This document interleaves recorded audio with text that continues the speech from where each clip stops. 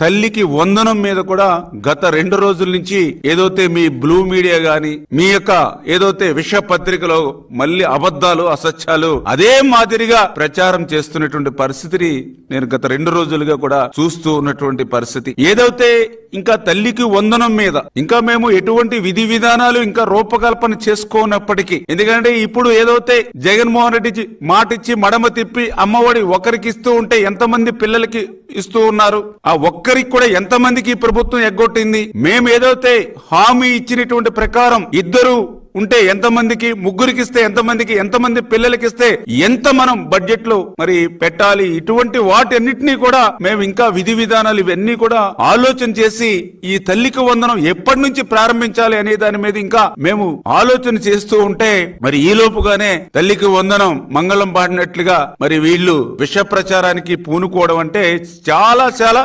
సిగ్గుచేటు. ఎందుకు సిగ్గుచేటు అంటున్నానంటే తల్లికి వందనం గురించి ఈ వైఎస్ఆర్సీపీ నాయకులకు మాట్లాడేటువంటి అర్హత లేదు అని ఎందుకు చెప్తున్నానంటే, ఆ రోజు ఏదైతే అమ్మ ఒడి గురించి ఆ రోజు ఎన్నికలకు ముందు ఇంటింటికి ప్రచారం చేసినప్పుడు ఆ రోజు చాలా క్లియర్ గా మీ ఇంట్లో ఎంతమంది పిల్లలుంటే అందరికీ కూడా అమ్మ ఒడి ఇస్తాము, 2 పిల్లలుంటే 30,000 రూపాయలు ఇస్తాము. ఆల్రెడీ ఇప్పుడే మీకు ఈ ప్రెస్ మీట్ అయినట్టు నా వీడియో కూడా స్వయంగా ఆ రోజునటువంటి ముఖ్యమంత్రి మరి జగన్మోహన్ రెడ్డి సతీమణి భారతీ రెడ్డి గారు ఇంటింటికి వెళ్లి 2 పిల్లలకి 30,000 రూపాయలు ఇస్తామని ఎట్లా ప్రచారం చేశారో ఆ వీడియో కూడా మీకు ఇప్పుడే. పిల్లలను బడికి పంపితే తల్లికి 15,000 ఇస్తారు. ఒక బిడ్డను బడికి పంపితే 15,000, 2 బిడ్డలను బడికి పంపితే 30,000 తల్లికి సంవత్సరానికి.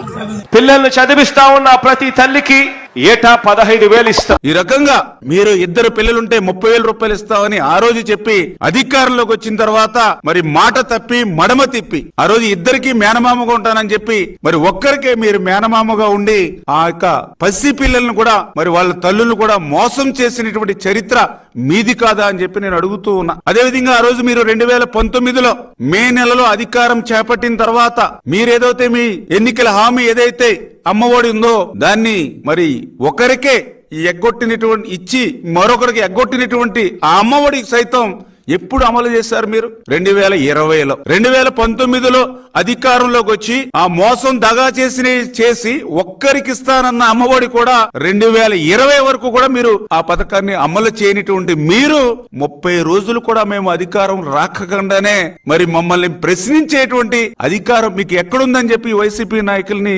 ప్రశ్నిస్తూ ఉన్నా.